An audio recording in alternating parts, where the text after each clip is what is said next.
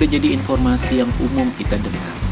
Kalau hujan berlangsung tidak lebih dari 1 jam, terjadi genangan-genangan air di sekitar kita.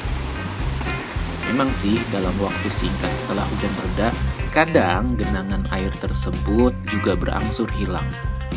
Tapi harusnya ini tidak terjadi. Apa jadinya kalau anomali cuaca terjadi? Banjir pastinya. Ekonomi terhambat, kerepotan bertambah.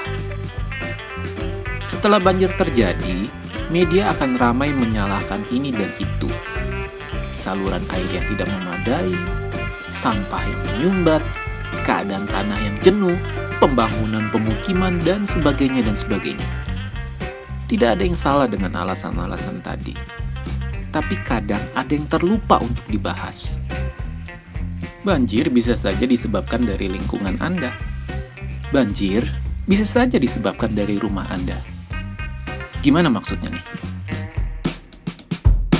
Halo guys, selamat datang di channel Strong.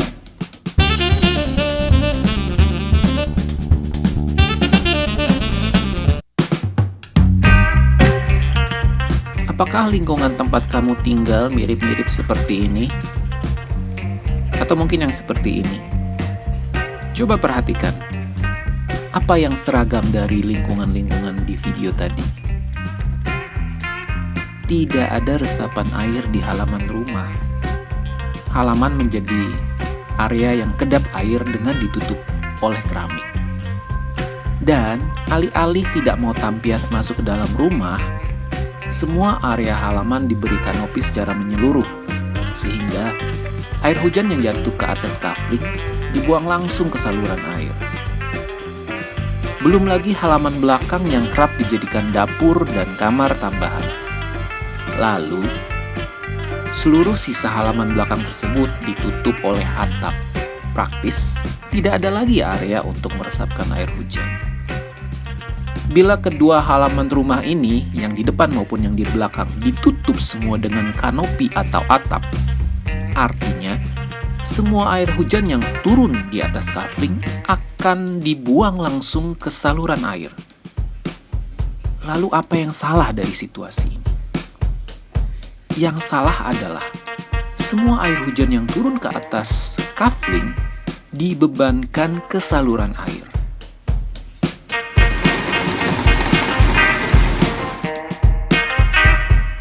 Dalam setiap kafling, khususnya hunian, ada peraturan dasar yang perlu kamu ketahui, yaitu tentang KDB, koefisien dasar bangunan, dan GSB, garis sempadan bangunan. Bila KDB 60%, berarti hanya 60% dari luas kafling yang dapat dijadikan bangunan. Misalnya, luas kafling kamu adalah 72 meter persegi, lebar 6 meter, panjang 12 meter. Artinya, luas bangunan di lantai dasar yang bisa kamu bangun adalah 60% kali 72 meter persegi, hanya 43,2 meter persegi. Sisanya harus dijadikan area resapan air hujan. Sementara, bila di area rumah kamu ditentukan GSB-nya 3 meter, berarti sepanjang 3 meter dari batas kafling tidak dapat dijadikan bangunan. Area ini pun tidak boleh sepenuhnya ditutup oleh kanopi, karena ada peraturan-peraturan lain yang mengharuskan persentase luas kafling yang harus dijadikan area hijau. Jadi begini, kalau kamu beli rumah dari developer seperti ini denahnya, itu artinya area hijau di bagian depan dan di bagian belakang bukan diperuntukkan untuk pengembangan. Area hijau itu memang diperuntukkan untuk membuat resapan air hujan. Dan sejatinya itu adalah aturan yang tidak boleh dilanggar. Setiap kafling itu diberi tanggung jawab untuk menyerap air hujan, umumnya 40% dari luas kafling. Dan ini menjadi tanggung jawab pemilik kafling. Sekali lagi, itu aturannya. Semuanya itu sudah disusun aturannya di tiap-tiap pemerintah daerah. Kamu bisa cek seperti ini aturannya. Bila kamu menjadikan area tersebut menjadi kamar tambahan, dapur, ruang keluarga tambahan yang tertutup, maka sejatinya kamu sedang menambah beban saluran air untuk menampung air hujan.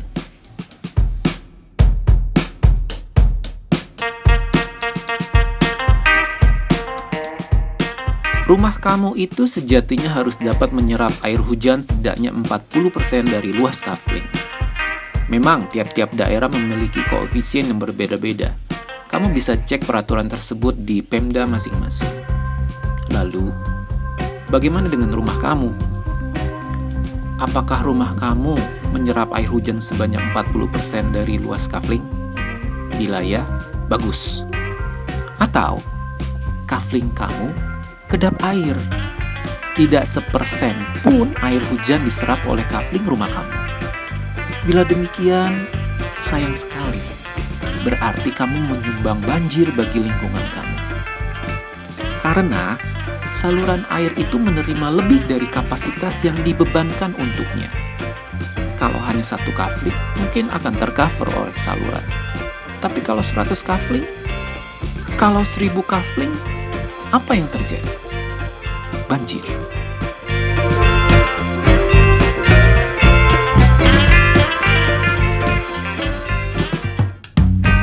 Ini solusinya. 1. Ketahui dahulu aturan Pemda setempat bila ingin membangun rumah. Kedua, jangan menutup semua kafling menjadi bangunan.